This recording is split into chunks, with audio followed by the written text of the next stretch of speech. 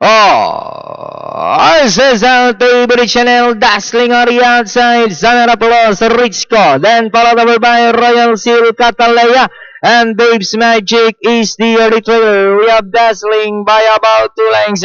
And in second, moving up now is Summer Applause, Richco running by the favorite Chanel. Catalea now moving up on the outside, Royal Seal and Babes Magic.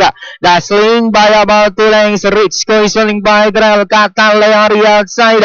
Summer Applause is racing in fourth. Dazzling, Catalea now firing it out for the leader. Catalea, Dazzling is running by the Summer Applause in third.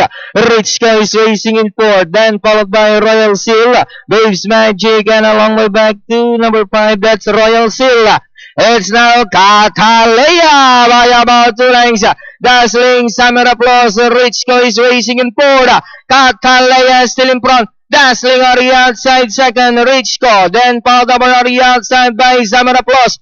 Here comes Babes Magic, but it's still Catalea. Dazzling, Babes Magic, moving up on the outside to take the leader.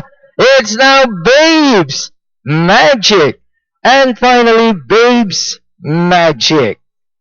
Dazzling, Catalea, then comes Richco, Favorite Chanel, Summer Applause, Royal Seal. For your race number 5, Bayan Carrerista, our unofficial winner, numero 6, that's Babes Magic, skippered by apprentice jockey R.D. Raquel Jr. Masa segundo nga, numero 2, Dazzling. Tercero, numero 7, Catalea, at numero 3, Richco para sa inyong